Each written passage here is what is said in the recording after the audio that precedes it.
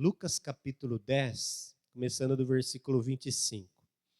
E eis que certo homem, intérprete da lei, se levantou com o intuito de pôr Jesus à prova e disse-lhe: Mestre, que farei para herdar a vida eterna?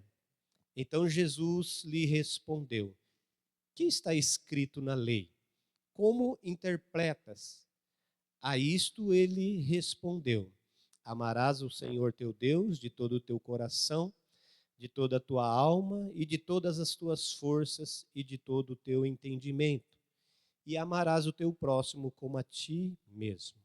Então Jesus lhe disse: Respondestes corretamente. Faze isto e viverás. Ele, porém, querendo justificar-se, perguntou a Jesus: Quem é o meu próximo? Jesus prosseguiu dizendo: Certo homem descia de Jerusalém para Jericó e veio a cair em mãos de salteadores, os quais, depois de tudo lhe roubarem, lhe causarem muitos ferimentos, retiraram-se, deixando-o semi-morto. Casualmente descia um sacerdote por aquele mesmo caminho e, vendo-o, passou de largo. Semelhantemente, um levita descia por aquele lugar e, vendo-o, também passou de largo. Certo samaritano que seguia o seu caminho passou-lhe perto e, vendo-o, compadeceu-se dele. E, chegando-se, pensou-lhes os ferimentos, aplicando-lhes óleo e vinho, e colocando-o sobre o seu próprio animal, levou-o para uma hospedaria e tratou dele. No dia seguinte, tirou 2 denários e os entregou ao hospedeiro, dizendo: Cuida deste homem, e se alguma coisa gastares a mais, eu tu indenizarei quando voltar. Qual destes 3 te parece ter sido o próximo do homem que caiu nas mãos dos salteadores? Respondeu-lhe o intérprete da lei: O que usou de misericórdia para com ele. Então lhe disse: Vai e procede tu de igual modo. Pai, em nome de Jesus, queremos te louvar e agradecer por essa manhã na tua casa. Que o teu Espírito continue a falar conosco, continue a ministrar, e que a revelação da tua palavra venha para os nossos corações e que caia nos nossos corações como semente, possa germinar, crescer e frutificar para a glória do teu santo nome. Assim nós oramos em nome de Jesus. Amém. Amém, queridos. A palavra começa a dizer, né, que Jesus, ele estava aqui, o capítulo 10 de Lucas, Jesus envia lá os 70, né, eles voltam cheio de fé, cheio de coragem, e Jesus está discorrendo com eles a respeito do retorno, de ter o nome escrito no livro da vida, e toda aquele retorno, aquela questão de Jesus ali com os seus discípulos, né? E no meio de tudo isso, levanta lá assim, um homem, a Bíblia chama esse homem de intérprete da lei, um homem que conhecia a lei, que interpretava a lei, que ensinava essa lei, e esse homem se levanta com o intuito de pôr Jesus à prova. Então, na realidade, ele não estava querendo entender, ele estava querendo pegar Jesus em alguma contradição da lei. Esse era o intuito do coração, e ele vai falar com Jesus e ele vai perguntar, né? Olha que pergunta intrigante, né? Que pergunta que esse homem vai fazer para Jesus. Ele vai dizer: Mestre, que farei para herdar a vida eterna? Olha que pergunta intrigante, né? O que eu posso fazer para herdar a vida eterna? Talvez seja uma pergunta que estava sendo colocada num ambiente de uma forma com segundas intenções ali, mas uma pergunta da gente trazer no nosso coração. O que eu posso fazer para herdar a vida eterna? E Jesus vai falar para ele: o que está escrito na lei? Como você interpreta a lei? Porque você é um intérprete da lei. Então ele vai falar: Ele vai falar que tinha que amar Deus de toda a força, de todo o entendimento, e também o próximo como a ti mesmo. E Jesus vai dizer, olha, você está certo, está fazendo tudo direitinho, né? Respondeste corretamente, faze isto e viverás. Se esse homem tivesse com uma boa intenção, vamos dizer assim, ele falar, obrigado, mestre, Deus abençoe, e maravilha. Mas aí ele, como ele estava instigando, como ele estava querendo alguma coisa para que ele pudesse justificar alguma coisa a respeito de Jesus, ele vai discorrer, ele vai perguntar novamente. E aí ele vai entrar, a Bíblia diz que ele querendo se justificar, né, ele vai fazer outra pergunta para Jesus. E ele vai perguntar, quem é o meu próximo? E aí então, Jesus vai começar a discorrer um contexto de um homem que descia de Jerusalém para Jericó. Então ali Jesus vai começar a falar de um movimento de vida, né? O homem estava em Jerusalém e estava descendo para Jericó. Então, nós podemos olhar esse movimento de Jerusalém para Jericó como um movimento da vida. Como nós saímos de Vinhedo, íamos para Campinas, como estamos em Vinhedo, vamos em São Paulo, um movimento onde tem dois lugares distintos e as pessoas estão se movimentando. É isso que Jesus vai começar a falar. Desceu de Jerusalém, Jericó, e uma pessoa estava descendo. E quando ela estava descendo, a Bíblia, Jesus começou a dizer assim, esse homem caiu na mão de os salteadores. Esse homem caiu na mão de alguns bandidos que roubaram tudo dele. Tá? 2024 aqui na Bíblia, irmãos, né? Roubaram tudo dele, espancaram ele, e a Bíblia diz que deixou ele semi-morto. Só não mataram, mas o resto fez tudo, né? Só não mataram. Como que chama lá o jornalzinho? Cidade Alerta. Cidade Alerta na Bíblia, está aqui, né? Jesus estava falando desse negócio, que deixou esse homem lá semi-morto e foram embora, fugiram, né? Claro, né? E a Bíblia vai começar a discorrer que passou ali um sacerdote naquele mesmo caminho, e o sacerdote, os bandidos já tinham ido embora, né? Fala, graças a Deus, não foi comigo, né? Já tinha ido embora. O sacerdote viu aquele homem e a Bíblia diz que ele passou de largo, né? Essa expressão passou de largo, né? Uma expressão estranha assim, né? Hoje a gente não entende muito, porque a gente anda mais de carro, né? E não para lá e para cá, rapidinho, não vê, né? Mas passou de largo, ele viu e desviou daquele homem e foi embora. E, semelhantemente, diz que também vinha um levita, também desviou daquele homem e foi embora. E aí veio um samaritano, né? Um samaritano que parou e viu a condição daquele homem. Uma das coisas que, historicamente, a gente também entende que os samaritanos não se davam com os judeus, ou os judeus não se davam com os samaritanos. Né? Porque tem uma questão aí, né, de quando o reino se dividiu lá atrás, e depois do reinado de Salomão, né? O reino se dividiu em reino do sul e reino do norte. Reino do norte seguiu a Jeroboão, né, e colocou como capital Samaria, e o reino do sul é capital Jerusalém, que ficou as duas tribos, Judá e Benjamim, e as 10 seguiram Jeroboão. E lá o povo judeu tinha que vir em Jerusalém para adorar, né? O povo de Jerusalém. E como o rei ficou com medo do povo ir para Jerusalém e debandar para o reino do sul, ele então estabeleceu a capital Samaria, colocou no alto lá um templo pagão, colocou umas imagens lá e o povo tinha que adorar aquele negócio lá. Então dali começou a se dividir esse povo. Dividir esse povo, e o povo de Samaria era um judeu assim, místico, misturado, não era, eles não achavam, os judeus olhavam para os samaritanos e não via neles um judeu autêntico.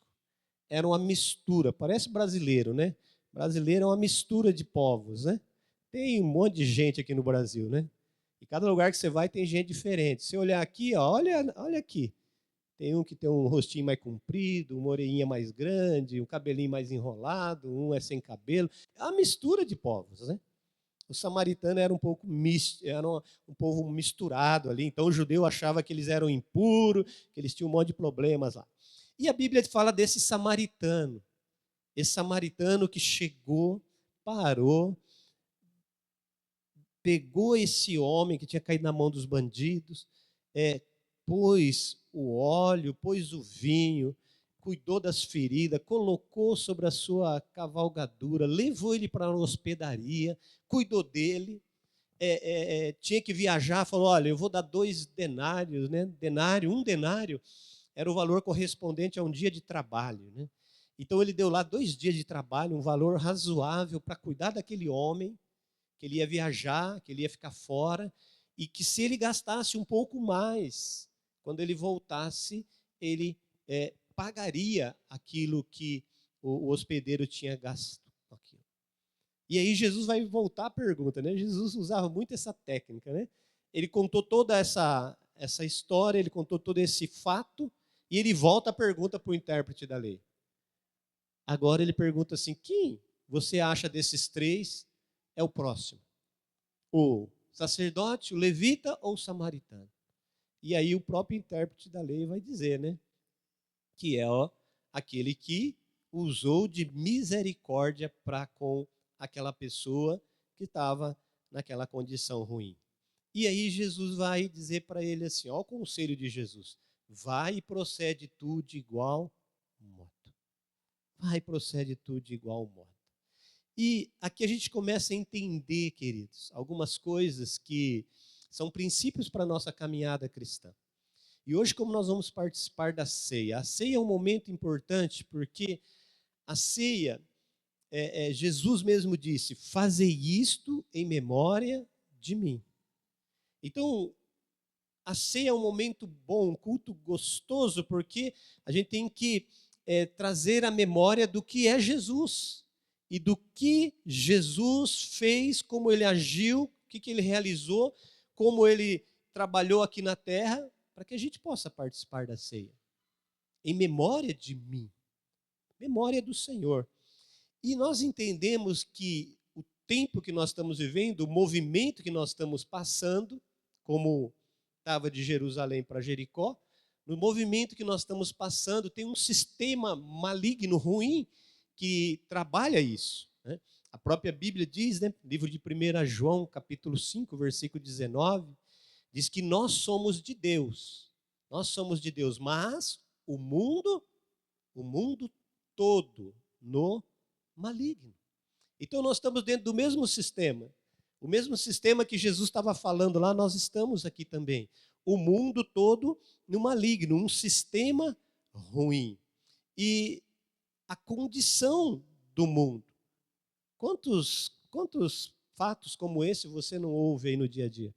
Muitos fatos parecidos, iguais, ou até piores que esses, né? Que a Bíblia está narrando aqui. Porque faz parte do sistema, faz parte dos acontecimentos. Agora, dentro desse sistema e desses acontecimentos, Jesus ele vai começar a chamar a atenção, ele vai começar a trabalhar algumas coisas para que a gente não caia no mesmo erro de entrar nesse sistema. Para a gente não mergulhar nesse próprio sistema. E uma das coisas que o mundo trabalha e que está minando no coração das pessoas é a sensibilidade diante de acontecimentos. Nós estamos sendo tão bombardeados com coisas ruins que quando a gente ouve alguma coisa ruim, isso já não mexe mais com a gente, não é? Ah, o pai matou fulano lá. Ah, é. Aí no outro dia o pai matou, o vô matou, o tio matou, o filho matou. A gente está ouvindo tanto essas coisas que a sensibilidade está se perdendo, né? Você já não fica tão sensibilizado como ficaria há 10 anos atrás, quando você ouvia alguma coisa que tinha mexido com as pessoas. E a Bíblia mesmo diz que no fim dos tempos, né, pai vai entregar filho, filho vai entregar pai. Então, são sinais que estão acontecendo. Mas as pessoas vão perdendo um pouco a sensibilidade. E às vezes vem aquele ditado aí, né, que as pessoas muitas vezes dizem: é cada um para si e Deus para todos. Isso não é verdade, né, irmãos? Isso não é o plano, não é o projeto de Deus, não é o projeto de Jesus. Por isso, quando ele vai falar do próximo, ele vai mexer nessa questão do próximo, porque aquele escriba lá, aquele intérprete da lei, ele conhecia muito bem a lei, o que ele tinha que fazer. Mas ele estava tentando se justificar, estava tentando pegar Jesus em alguma coisa, o coração dele não era sincero. O coração dele não estava agindo com sinceridade. Então, ele vai começar a usar algumas figuras aqui. E uma das figuras que ele vai usar, que está insensível a tudo que está acontecendo, é a figura do sacerdote. Ele fala que descia o sacerdote, né? E qual que era a questão do sacerdote? O sacerdote era aquele que estava intermediando entre Deus e os homens. Era o sacerdote. Né? No Antigo Testamento, o sacerdote tinha esse papel de oferecer lá o sacrifício, aquelas coisas. Agora, quando Jesus está falando do sacerdócio, Jesus está falando de um sistema religioso. Infelizmente, tem muita gente que está vivendo uma religiosidade. É bom, é ótimo, é excelente religioso. Mas só que Jesus não está interessado no religioso. E quando ele coloca o religioso ali, ele está dizendo assim: olha, esse religioso passou de largo. Então, a religião desta pessoa, ela não está sendo aplicada de forma correta. A religiosidade está prendendo as pessoas dentro de um sistema, e as pessoas cada vez vai se moldando aquele sistema religioso e está ficando meio alienada às coisas do mundo. As coisas do mundo deixa para lá. Eu tenho minha religião, tenho meu sistema, faço as minhas obrigações, cada um se vira e pronto. Então, Jesus está chamando a atenção, cuidado com a religiosidade. Cuidado de ser um religioso. Porque Jesus não está procurando religiosos. A Bíblia diz que ele está procurando verdadeiros adoradores que o adorem em espírito e em verdade. Espírito em verdade, nascer de novo e praticar a palavra. Então, Jesus não está preocupado se eu estou dentro de um sistema religioso. Jesus está preocupado se eu estou vivendo uma vida com Ele e estou praticando os ensinamentos que Ele deixou para que eu pratique. Isso é o sistema religioso. Aí a Bíblia diz também que vem o levita. Qual que era a função dos levitas? O levita, muita gente confunde hoje, acha que levita é para cantar. Né? Levita é cantor, a gente até brinca com o grupo Louvor, são os levitas da casa de Deus. Né? Eles cantavam, tocavam lá as trombetas, faziam um monte de coisa. Mas uma das coisas que eles tinham como função era o trabalho. O trabalho no tabernáculo, o trabalho no templo. Os levitas que tinham que cuidar dessa função. E aqui, o que traz para a gente é que muitas vezes nós estamos tão preocupados com fazer a obra, trabalhar na casa do Senhor, fazer as coisas para Deus, que a gente está se esquecendo dos próximos, se esquecendo das pessoas à nossa volta. Tem tanta gente hoje preocupada com o trabalho, né? O trabalho que não tem tempo mais para as coisas de Deus. Não, eu não posso, porque vem na igreja, ora, busca o Senhor para arrumar um trabalho. Arrumou o trabalho, não tem mais tempo para vir para a casa do Senhor. Será que foi Deus que abriu essa porta de trabalho? Vou abrir essa porta de trabalho que você não vai mais ter tempo para ir para a igreja. Então, a gente começa a ver aqui que os levitas estavam representando o trabalho, e tem muita gente tão focada no trabalho que esqueceu de Deus. Esqueceu das coisas de Deus. Sabe? E uma das coisas que a gente mais ouve nos dias de hoje é que não temos tempo. Não é verdade? E as pessoas usam isso de forma genérica. É genérico, sabe? Usa de forma genérica para tudo. Vamos fazer tal... Eu não tenho tempo. Vamos ali em algum lugar. Não tenho tempo. E na realidade não para nem para pensar se tem tempo, se não tem tempo, se dá ou se não dá. É genérico, irmãos. É resposta... É a circular da barata. Já viu a historinha da circular da barata? Diz que estava um cara num voo, no avião, né? E ele estava lá, no voo lá, e de repente, naquele voo, ele olha num canto assim, ele vê uma barata dentro do avião. Barata também voa, né? Tem passaporte, tudo, né? Tava voando lá, dentro do avião. E ele viu aquela barata, ele falou assim, meu Deus, uma barata aqui dentro do avião, vou avisar o comandante, vou avisar a empresa, porque, né, tem que tomar cuidado com essas baratas. Aí pegou, fez um e-mail, um protocolo legal e mandou lá para a empresa respondeu para ele, né? Muito obrigado por você ter notificado esse problema da barata no avião. Olha, agradecemos a sua atitude e tal, né? Nós vamos tomar as devidas providências e tal e tal. Ele ficou tão feliz com aquilo. Ele ficou tão feliz. Puxa vida, rapaz, olha, eu falei, o pessoal vai tomar providência, tal, tal. Aí depois passou um tempo, ele conversando com algumas pessoas e falou: você fez? Eu também fiz. Você recebeu? Eu também recebi. Era o formulário das baratas, irmãos. A empresa tinha um sistema que todo mundo que reclamava, eles mandavam aquela resposta automática para as pessoas. Aí não fazia nada, as baratas continuavam voando, continuava lá de boa, né? Porque era uma norma da empresa. Reclamou, manda, né? É igual o saque. Reclamou, manda lá como que diz lá, uma amostra grátis que fecha a boca, né? Então, era isso. E muitas vezes, sabe, o sistema vai trabalhando isso, a gente vai ficando meio no automático com as coisas. E a gente vai se envolvendo tanto com o trabalho, com as coisas, que a gente esquece das coisas que são realmente importantes e necessárias. E aí Jesus vai entrar no samaritano. E aí que Jesus vai entrar nesse homem, nesse samaritano. E um detalhe que a Bíblia vai falar quando entra no samaritano, o versículo 33 diz assim: certo samaritano que seguia o seu caminho, passou-lhe perto e vendo, compadeceu-se dele. Essa palavra compadeceu-se dele, algumas traduções diz íntima compaixão. E essa expressão íntima compaixão, ela se identifica muito bem com o ministério de Jesus. Você por várias vezes vai ver Jesus declarando assim, e Jesus com íntima compaixão curou. Jesus com íntima compaixão tocou. Com íntima compaixão mudou. Sabe? Porque Jesus trabalhava isso, essa íntima compaixão. E que o que é íntima compaixão? O próprio nome diz, íntima é algo que está aí dentro, que está lá, parte lá de dentro. E compaixão é colocar-se no lugar de. Então, quando Jesus fazia as coisas, Jesus se colocava no lugar daquela pessoa. Aquele samaritano, ele colocou-se no lugar daquele homem. Se fosse eu que estivesse ali, o que eu gostaria que as pessoas fizessem comigo? O que eu gostaria que as pessoas fizessem comigo?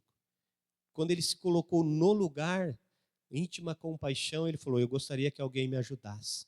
Eu gostaria que alguém me socorresse. Então é isso que eu vou fazer por essa pessoa. É essa atitude que eu vou tomar por essa pessoa.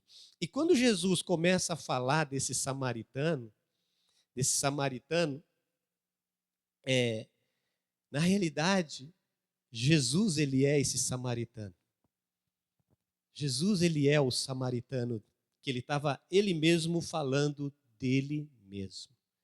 E ele mesmo falando dos religiosos, dos que estavam preocupados com o trabalho no reino, na obra e tantas outras coisas, e que não se importava com aquilo que era necessário, aquilo que era importante. Jesus, ele se coloca como esse samaritano. E a Bíblia até diz, né?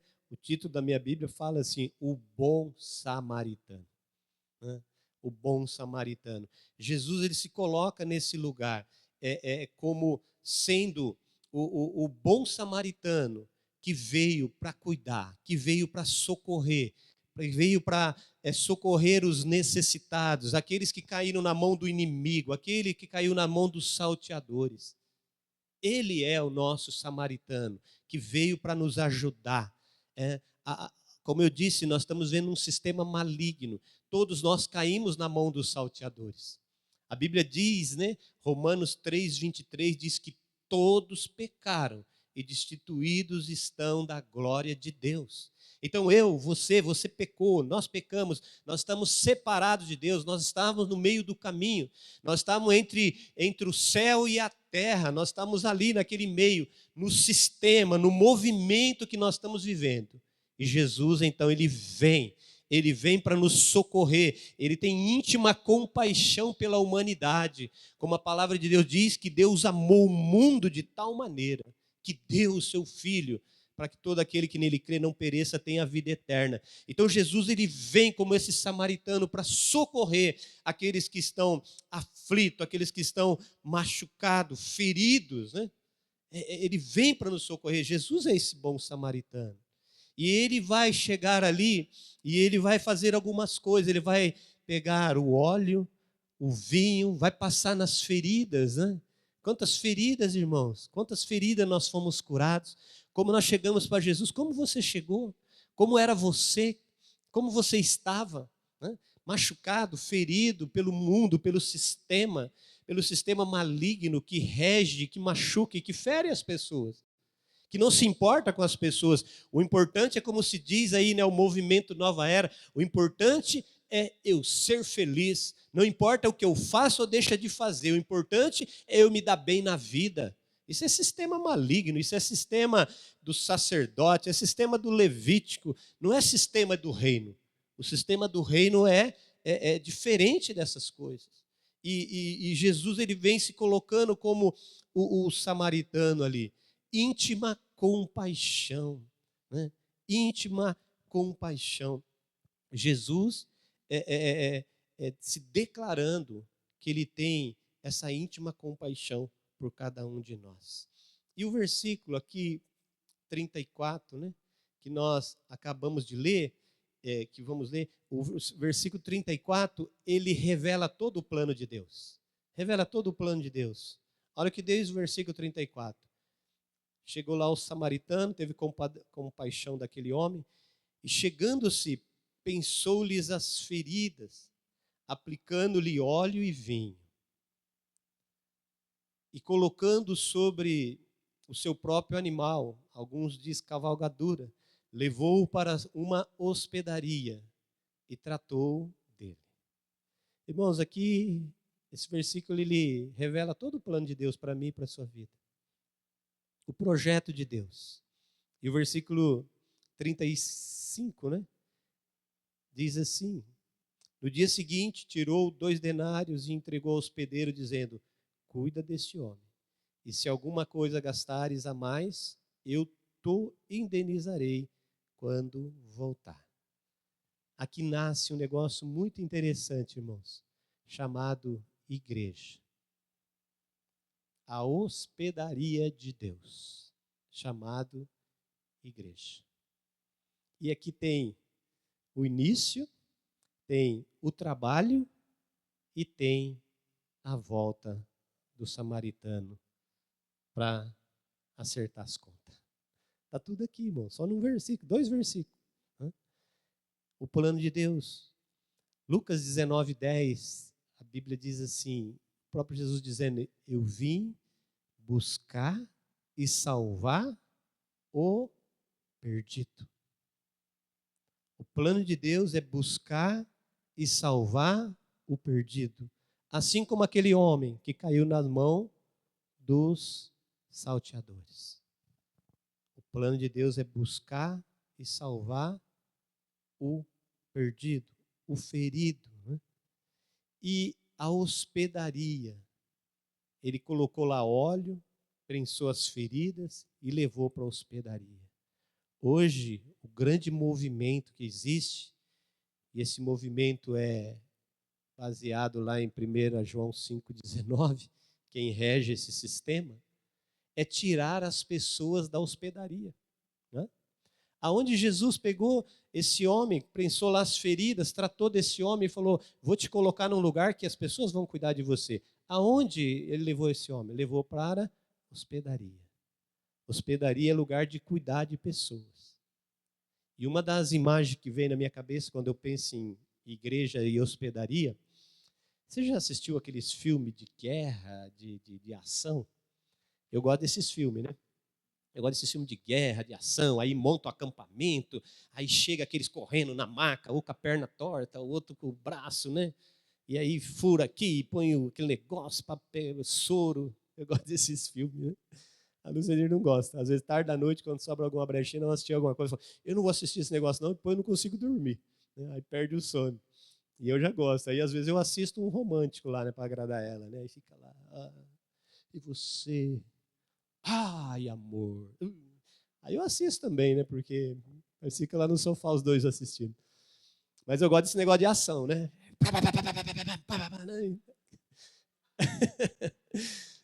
E às vezes a gente vê aquelas barracas que monta, né? Passa aquelas mulheres com aquela cruz nas costas, assim, né? Que são os enfermeiros, né? Os médicos que cuidam. E vem lá o cara na guerra, tudo machucado, ferido, leva lá para aquele acampamento e vai cuidar daquele cara lá, sabe? Cuidar do soldado ferido, aquelas coisas. Quando eu vejo igreja, eu vejo isso, irmãos. Igreja é assim. Por isso tem muita gente que fala assim, eu fui naquela igreja, aquele cara fez isso comigo, falou uma coisa que eu não gostei. Igreja é tipo um acampamento de guerra, irmãos, e as pessoas feridas entram ali. Ali tem médico que está cuidando, tem enfermeiro, tem curioso que está ali só para ver o que está acontecendo, ver como faz, se não faz. Ali tem gente que está com perna quebrada, está com braço estourado. Tem gente tudo quanto é tipo, irmãos. Por isso tem gente que fala assim, mas eu estou dentro da igreja, todo mundo é perfeito. Se fosse perfeito, você estava lá no céu. Então, toma cuidado com a igreja, porque ele fala, não, estou dentro da igreja, ninguém faz nada. Você viu umas coisas que aconteceu esse tempo atrás aí? Uma igreja grande aí que muita gente, né? Muita gente, e as pessoas deixavam a bolsa, celular nas cadeiras assim. Chegou um espertinho lá e começou a passar a mão nas coisas. Por quê? Porque você tem uma noção, eu estou dentro da igreja, todo mundo é perfeito. Não é assim? Todo mundo é perfeito. E não é, irmãos, igreja é um hospital, tem gente de tudo quanto é tipo. Está dentro da hospedaria. Agora, na hospedaria é lugar de cuidado, é lugar para a gente cuidar, né? Igreja tem que aprender a cuidar. Por isso que Jesus instituiu a igreja. A hospedaria do céu, a hospedaria dele, para cuidar das pessoas. Então, dentro da igreja tem gente de tudo quanto é tipo, né? Não tem como, né? E Jesus disse assim, né? Aí olha o que ele vai dizer aqui. No dia seguinte, tirou 2 denários e entregou ao hospedeiro. Isso significa, irmãos, que o preço a cuidar já foi pago. O preço que eu tinha que pagar já foi pago. O preço para eu ser tratado já foi pago. Por isso que a Bíblia diz, João capítulo 20, versículo 30, a última frase de Jesus na cruz, o que ele diz? Está consumado. Está pago. Está feito. É o mesmo ato de arrancar os 2 denários e dar para o hospedeiro. Olha, está tudo pago. Está tudo pago. E se gastar mais alguma coisa, eu indenizo. Né? A Bíblia diz que quando ele voltar, cada um vai receber dele os feitos. A Bíblia diz assim que o nosso trabalho não é vão no Senhor.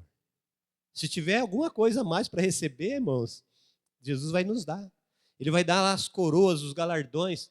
E sabe o que a gente vai fazer com tudo que ele vai dar para a gente? A gente vai pegar tudo que ele dá para a gente vai depositar aos pés dele, porque tudo vem dele e tudo é para ele. Nada é para nós. Mas Jesus já pagou o preço. Ele já pagou o preço, está pronto, está consumado, está feito. Ninguém precisa pagar mais preço.